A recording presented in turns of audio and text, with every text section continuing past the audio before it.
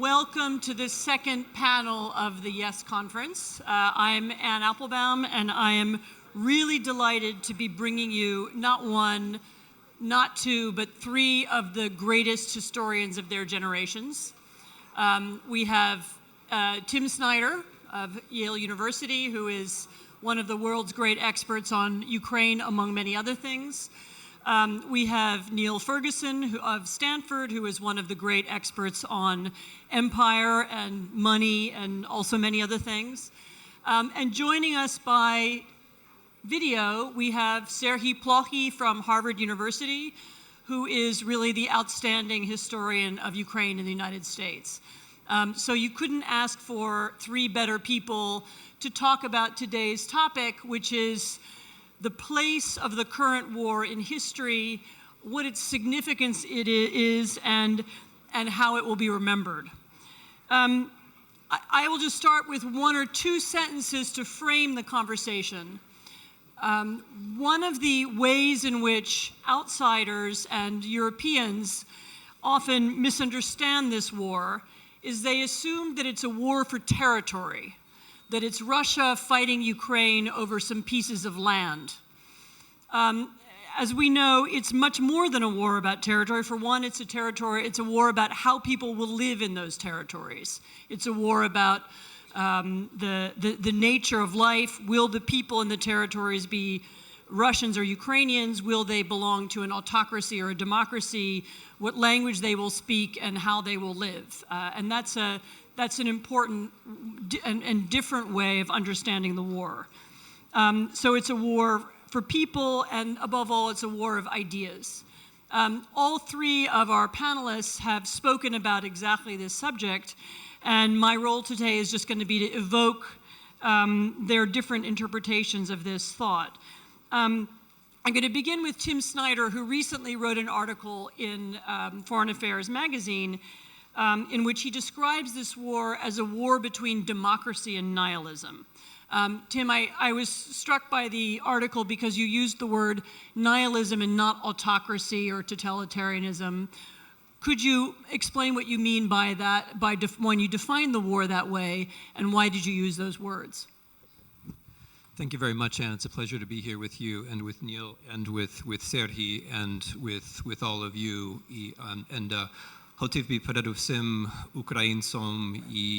I would like, first of all, to address Ukrainians and Ukrainian defenders. Thank you for the fact that this discussion can happen at all, because I think that you have opened for us a new space that can house such discussions. Thank you. That I want to make, and thanks, Anne, for the question, has to do with what history is. I think there was a tendency after 1989 to imagine that history is either over, or if it's out there in the form of larger structures that we don't really have to understand in detail, but which are somehow on our side. So history after 1989, after 1991 maybe, becomes either cocktail party conversation, or it becomes this friendly set of structural forces that are working for us. And by structural forces, I mean things like capitalism, right? Which is not to say that I'm against capitalism, but what I'm trying to say is that if you think capitalism is going to bring you freedom, then you've given over your notion of freedom to a larger structural force, to an abstraction, and by nature, or by just logically, you've therefore given over your freedom, or you've forgotten what freedom is actually about. The moment that you pick a larger force and you say that thing is bringing me freedom, you're doing something which is going to take your own freedom away. So what I would like to say about this war and history as we begin it is that that attitude that democracy is brought to us by larger forces eventually is going to lead us towards nihilism. If you think that all good things are brought to you by larger forces, then eventually you forget what the good things actually are. And then there will be a certain tendency to decide, well, whatever the larger forces are bringing us, that must be good. That must be freedom. That must be democracy. And we've noticed over the past 15 years that it's not just freedom and democracy that we're losing. We're also losing the words and the concepts of freedom and democracy. When Vladimir Putin orders an invasion of Ukraine, he says that his country is the democracy, not your country, right? And sometimes we in the West are hard put to explain what it is that makes his country not a democracy. So what I think fundamentally, when Anne asks about nihilism and democracy, what I mean by nihilism is that. It's the view that whatever the larger forces are bringing you, that's history and that's the end of the story. It often goes by the name of realpolitik or realism. You as a person have no agency in history. Just look at the larger forces and compromise preemptively with the larger forces. But what I want to say, and I'll be very interested in what Neil and Serhii have to say, what I want to say is that that's not actually history. Sure, history is about structures, but it's also about people knowing what the structures are. Sure, history is about big ideas, but it's also about people choosing to interpret and reinterpret those ideas. History is about making the world, not just accepting the world the way that it is. That's why history isn't just like physics or engineering. That's why history, although in some ways it's like a science, it's also like poetry, it's also like literature. We're constantly accepting that people can make choices and that those choices actually matter, and that's part of history. So when I think about this war, I think about actually the oration of Pericles, to make a very conservative reference, where Pericles, in talking about democracy and the willingness to die for democracy, says that freedom is happiness, right? And he says that people who really are willing to risk their lives for freedom are doing something different than people who die for a lie or people who die for tyranny. In other words, ethics is part of history, right? Ethical choices, ethical commitments are part of history. And I think this war, when we speak of this war in history, this war is reminding us of that. There are these famous decisions or famous words, for example, by President Zelensky, that he needs not a ride but ammo. Or the one that stayed with me was the video 2 or 3 nights into the war, where he and his advisors were standing out on the street, and he said, "President tut," right? President tut. The president is here, which means not only Russian propaganda is lying, I didn't run away, I'm actually here, but it's also an example of what freedom of speech really is. Freedom of speech isn't just about saying the most idiotic or offensive thing that you can think of. Freedom of speech means saying something that you're willing to put yourself on the line for, right? So when President Zelensky says, "I am here," it's not just a statement of fact. It's a statement of will. It's a statement of agency. It's a characterization of a willingness to take a kind of risk. That's what Pericles was talking about in his funeral oration, which is the most famous defense of democracy, that we put our bodies, ourselves on the line. We have to sometimes to take risks because that's what ethics are. So my biggest answer to this question is that this war helps us to remember what history actually is. That history isn't about saying larger forces are going to bring us freedom, which turns out not to be true at all, empirically. History is about understanding forces, working within them, and trying to change things. I wanted to make a second smaller remark, which I know harmonizes with some things that Neil's been thinking about. I think this war is, if we think in big historical categories, I think it's deeply about empire, and that this is very much a colonial war. And there's a long colonial history of Ukraine, of which I would like to think that this war will be the end. But I think of this war as being colonial and imperial in a sense which I think is very important to Europeans and that Europeans don't always notice, which is that the European Union is not a product of the inherent reasonability and pacifism of Europeans. It's not a product of your economic rationality. It's a product of a series of defeats in imperial wars which left the European continent as the only option. And it's a great option, and congratulations. But the history of the European Union is a history of empires losing wars. If you let an empire win a war, that's the beginning of a very different history. This is why, as I look at it, this war is a war for Europe, because on the European continent there are two possibilities. There's the imperial possibility and there's the European possibility. And so, when I see a Polish prime minister, for example, speaking kind words about European soldiers, he may not be thinking this, but I'm thinking that's a very interesting post-imperial moment, because the history of, and I say this as a historian of Poland, the history of Poland towards Ukraine has sometimes been an imperial history, right? When I see Germans struggling with the history of Ukraine, I think one of the reasons Germans are struggling is that the German history towards Ukraine is also an imperial history which Germans have not quite processed, right? So the entire European project is about imperial wars being lost and people drawing consequences from this.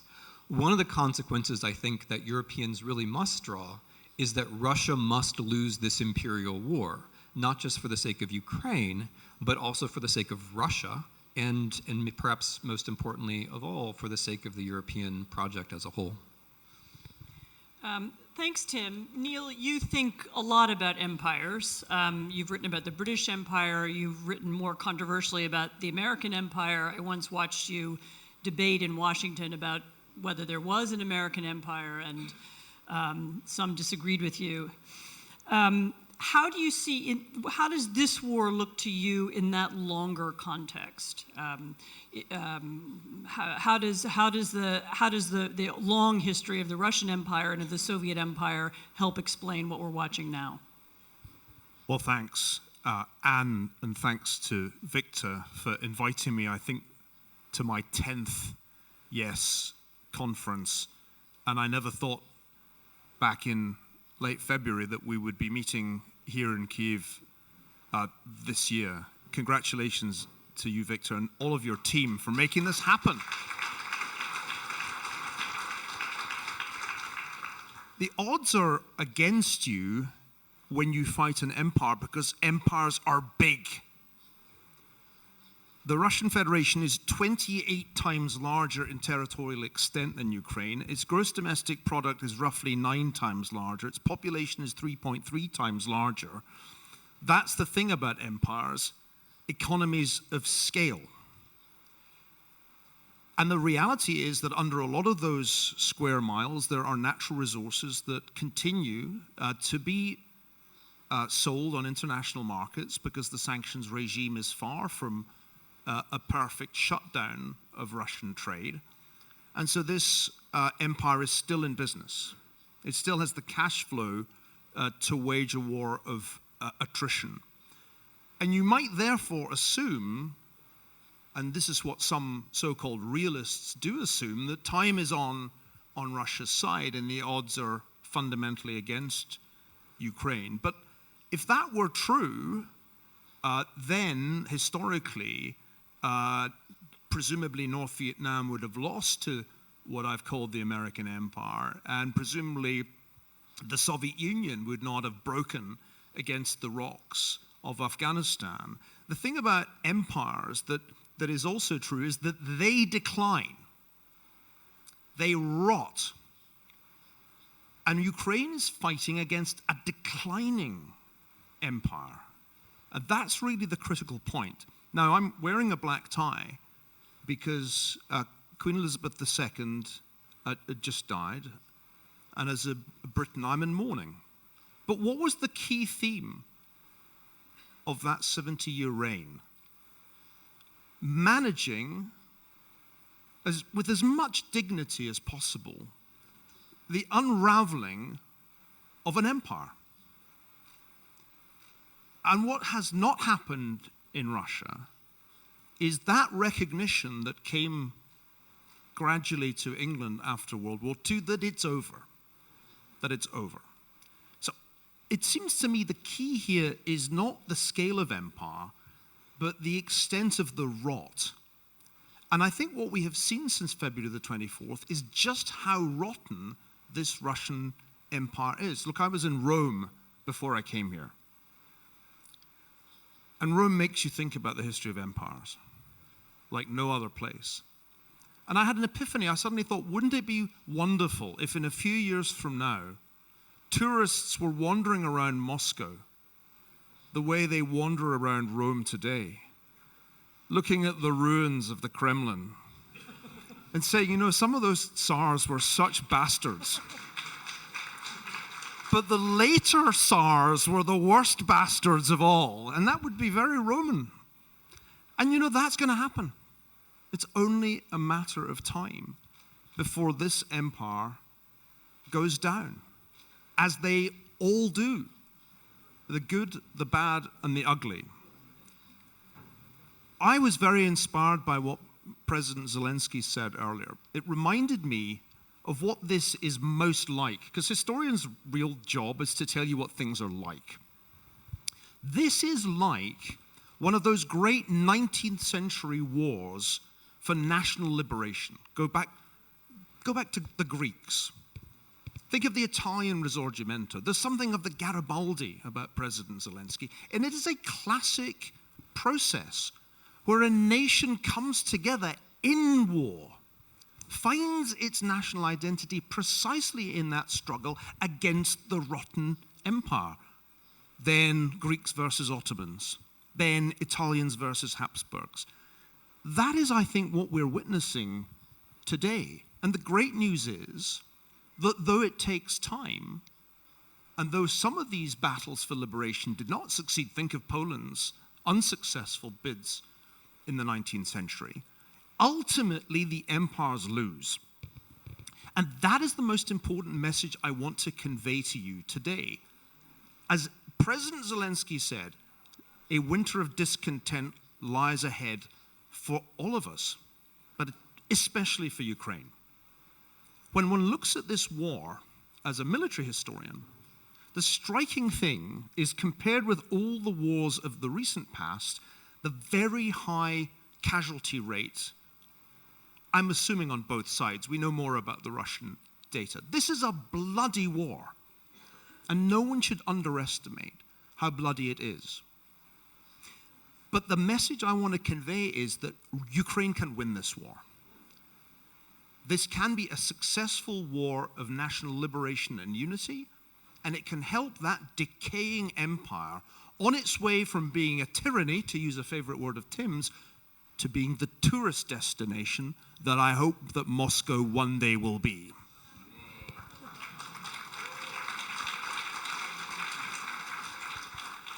So thank you, Neil. I'm trying to process the idea of the Ukrainians as the Vandals or as the Huns, you know, running into Rome, but we're not quite at that stage yet. Let me turn now to Serhii, who wrote a book called The Last Empire, which was a description of the end of the Soviet Union and the very unique role that Ukraine played in that, as the countries whose decision to leave the Soviet Union really resulted in the decision, in Russia's decision that it was time to end the project, at least temporarily.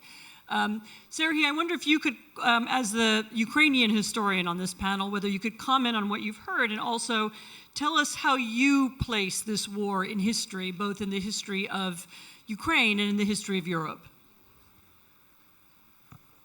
And thanks for this question, and thank you for the invitation of the organizers of the conference and the panel.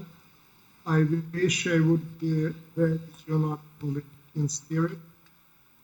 Unfortunately, this is of the academic, so it was really full. One thing that I from research of the Soviet Union, and they're thinking about that story. The book is published that the fall of the empire is not an event. It is not. It doesn't start and it doesn't end with Mikhail Gorbachev's speech resigning from the presidency. It's a process. And this is a process that can take not just years, it can take decades. And normally historians were, at least of modern world, were pointing finger at the Ottoman Empire to demonstrate how long the process of the disintegration of the empires can be. But I think it makes a lot of sense also to look at the Russian Empire. The process of its disintegration really starts like many of other European or Eurasian empires in the flames of World War I. And then it looked like the empire was gone, and then there was the Soviet Union that allegedly solved the nationality issue, the nationality problem. The multi-ethnic, multinational state could exist and could continue.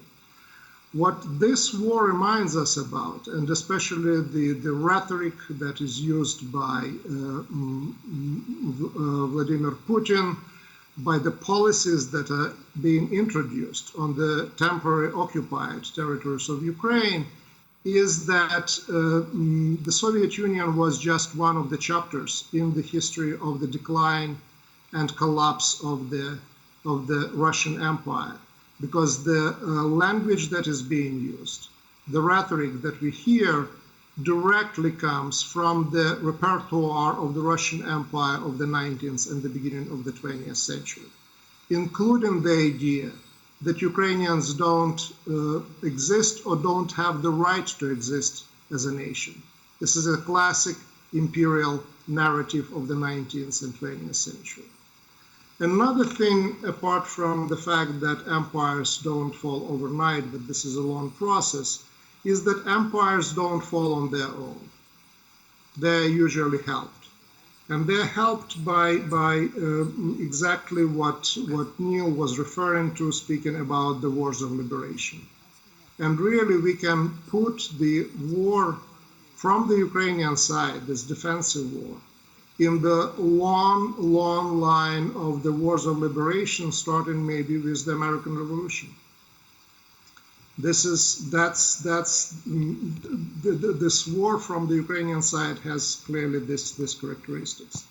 And if history, as Tim was saying, indeed is about agency of an individual or a weaker units and forces, and not about the larger forces shaping the world, well, Ukraine there really makes history. It makes history not only with this war, it started making history certainly with the Revolution of Dignity back in 2014, and going against larger forces, which are not just the forces associated directly or indirectly with Russia and the Russian Federation, but also with this belief that something can be done or should be done on the part of the collective West. And that is another nature of the war, in which Ukraine really changes not only itself, it changes a broader world. And we see today that the West is back in this story since February of 2022, to a degree that it wasn't back, and transatlantic unity is back to a degree that it wasn't there since the end of the Cold War. So on the one hand, as a historian, at least, I see a lot of things that are familiar in this war. The Russian Empire that continues its collapse, that started more than 100 years ago, and we don't know yet where and when and how it will end. But we know that Ukraine certainly speeded up that process. First of all, by leaving the Soviet Union and really destroying it. The Soviet Union was dissolved 1 week after the Ukrainian referendum. and now by defeating allegedly the second strongest army in the world. This war also has new characteristics, something that you don't really find, don't recognize in the liberation wars or imperial wars or colonial wars. And it is directly linked with the simple fact that we are fighting this war in the nuclear age. The war, one of the reasons for the war happening is the process of denuclearization, or the way how it was handled in the 1990s by the Budapest Memorandum, where a security vacuum was created in the center of Europe by removing Ukrainian nukes from Ukrainian territory, from out of all places removing them to Russia. And then once this huge hole emerged in the brick wall of the international security, that hole was covered with a wallpaper called Budapest Memorandum, and the world moved on. Another factor of this new reality that we face today is the fact that the war went nuclear in Ukraine already on the very first day, on February 24th, when the Russian forces took over the site of the Chernobyl nuclear power plant. And then a few weeks later, a battle was brought to the Zaporizhzhia nuclear power plant. And that is the reality that the world is now only waking up very recently, I would say in the last few weeks, not even months, in the last few weeks.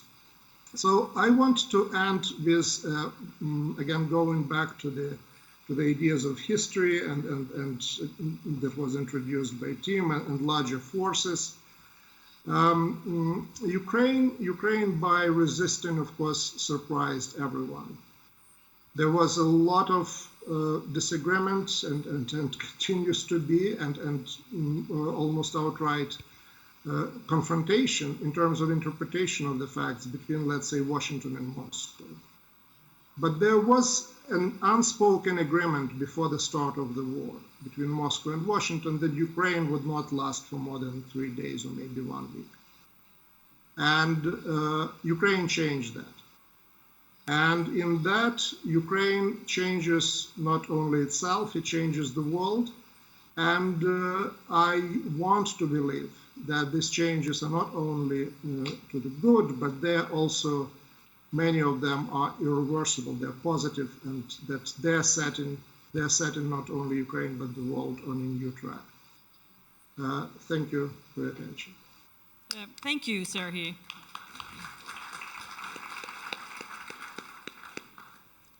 Let me shift the topic a little bit now, because although I have historians on this panel who are experts in the past, I want them to talk about what aspects of this war are new, what's different, both what's different technologically and militarily, but also what's different in terms of the information war, in the way the war is being fought and understood. Maybe once again, Tim, you can start. I mean, I'll be interested in what Neil and Serhii have to say about this. We can all see the ways in which this is different as a war. That is to say, we can literally see the war in a way that wars have not been seen before, and therefore, no matter how quickly one side moves, the speculation and the propaganda and the counter-propaganda will always move much faster. That's different about this war. It's also an interestingly different war in that it's a kind of complex war, at least on the Ukrainian side, where it's very hard to say where the military stops and civil society begins. And I think much of the success the Ukrainians have had is due to the fact that the Ukrainian state melds into Ukrainian society in this interesting way, and that the decentralization of Ukraine is not just a political, but also a kind of sociological fact. And that decentralization is, I think, something that people will be studying in this war. But let me try to answer in terms of specific points about specific countries. I think this war is new for the US in that it marks an end to American magical thinking. It's the first time, I think, in the last 30 years where rather than conjuring and drawing imaginary red lines and speaking of new world orders and all of these things which are actually beyond our power, we've taken a very difficult situation and dealt with it, to use a word which is much abused, realistically. I think we've been pretty realistic about what we can do, and I think we've been quite realistic. Europeans can correct me, but I think we've been quite realistic about saying that we actually need other people's help to achieve the things that we want to achieve. So I think for the US, that's new in a positive sense. For Germany, the country which is the next most important, but which should be the most important among the Western allies, I think this war is new in that it's forcing a new German government to figure out how it can adopt a policy which is something besides just being normal. So for all of the major German governments up until now, whether it was Adenauer, whether it was Schmidt, whether it was Kohl, whether it was Merkel, in one way or another, it was about returning to normality. But now the Germans are so normal, and they're now facing a historical situation in which just sitting back and saying we're normal isn't enough. Right? So we have a German prime minister who quite interestingly writes about a geopolitical Europe in an article in the Frankfurter Allgemeine back in July or back in June. But what does it take to create a geopolitical Europe? If Germany is going to create a geopolitical Europe, Ukraine must win this war. Europe doesn't become geopolitical just by saying so. It has to win wars. And more than that, Germany has to be seen as helping Ukraine win this war. So that's Germany. Number 3, Poland, a country which has been very important historically and in the present for Ukraine. The Poles, and I'm going to include Zbigniew Brzezinski in this, but the major figure is someone that most of you probably haven't heard of, a thinker called Jerzy Giedroyc. The Poles have had this idea for decades, some Poles, that the way towards European normality and predictability is an independent Ukraine. That independent Ukraine is the missing piece of a European order. And it is interesting to see, and this is something new, at least for some of the Polish politicians involved, it's interesting to see that line being broadly accepted. I believe that line is correct, but I think it's now been broadly accepted, and that's interesting. For Russia, I think what Russia is doing is, among many other horrible things, but I think Russia is demonstrating for us what 21st century war looks like. I mean, many of the motivations are specific to empires and Russia, but one of them is actually much more generic, which is fear of the future, demography. There aren't enough Russians, therefore we have to kidnap Ukrainians. I mean, this sometimes gets overlooked, but 3 million or more Ukrainian citizens have basically been kidnapped to Russia, mostly women and children, in order to make more Russians. And if you read newspapers like Komsomolskaya Pravda, which I'm sure many of you do, this is celebrated, right? This is celebrated. And so I think this is a war about fear of the future, and it's also a war being led by a hydrocarbon oligarch. It's a war about what kind of energy future we're going to have. And then finally, for Ukraine, many things are new for Ukraine, but one thing I find interesting is the way that Ukraine, rather than being anti-colonial, rather being against everything else, it seems more like what I would call post-colonial, that the Ukrainians are very good at integrating elements of the past, not just saying we're going to be the opposite of Russia or the opposite of something else, the opposite of the Soviet Union, which is a mistake that anti-colonial movements fall into, but rather saying, actually, we're something completely different. We're going to take a piece of this, we're going to take a piece of that, we're going to build something new in our own way.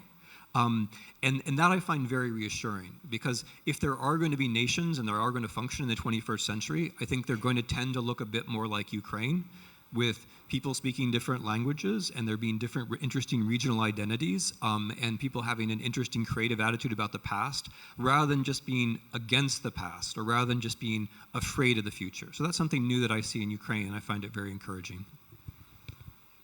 Neil. Well, time's running short, so I'll say two things rather than 10.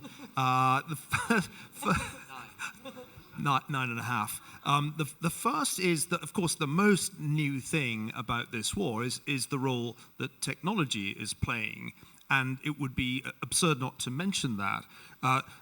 Think not just of the drones that have been so decisive in the battlefield, but think of the role Starlink played in keeping Ukraine online at a critical juncture in the war. And so future historians will say, in many ways, this was the first time that a satellite war happened, where both sides were highly reliant on satellite information and then the technology that you use to apply it on the battlefield.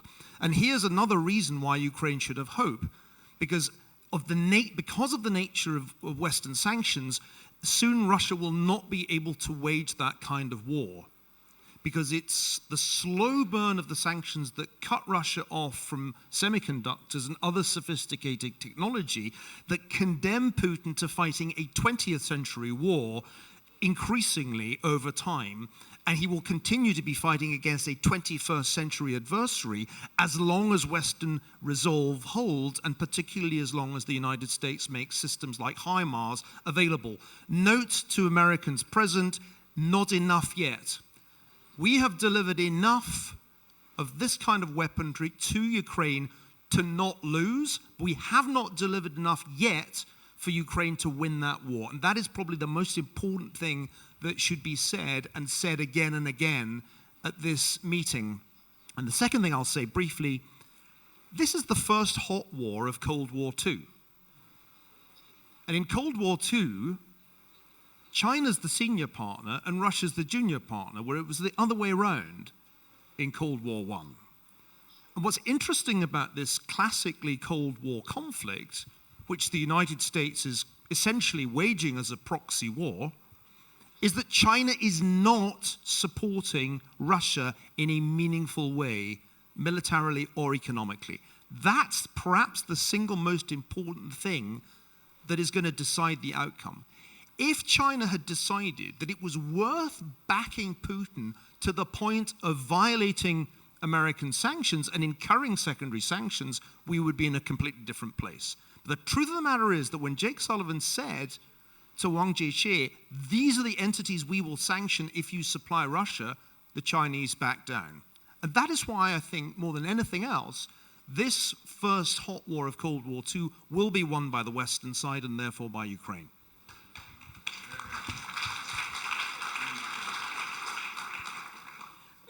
To me, one of the newest things about the war is actually something that President Zelensky said or alluded to earlier, when he talked about how he was trying to address the Western public. He had a line about the leaders will listen to their peoples. In other words, he's not merely acting as a statesman speaking to other statesmen. He's actively tried to speak to the public using celebrities, to rock concerts, to festivals, as a way, as a sort of understanding of democracy that most leaders actually don't have, even in democracies. Namely that, the people will influence their leaders, and so if I can reach the people, that will be something. He said it's very difficult for leaders to go against society. Yes. And I thought that was one of the most interesting things he said, and explains the effort he puts into Zooming to multiple audiences every day. I wrote down exactly the same quote. So, Serhii, we'll finish with you. You've studied both the history of Ukraine and the history of Russia. In that context, how does this war look different or new? What's changed now in the last 6 months?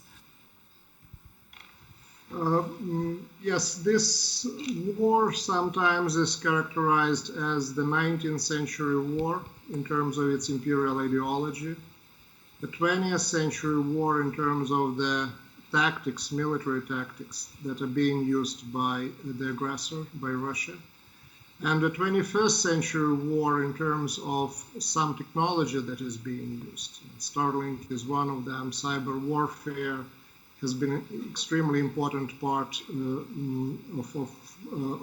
that story, and new weapons in general.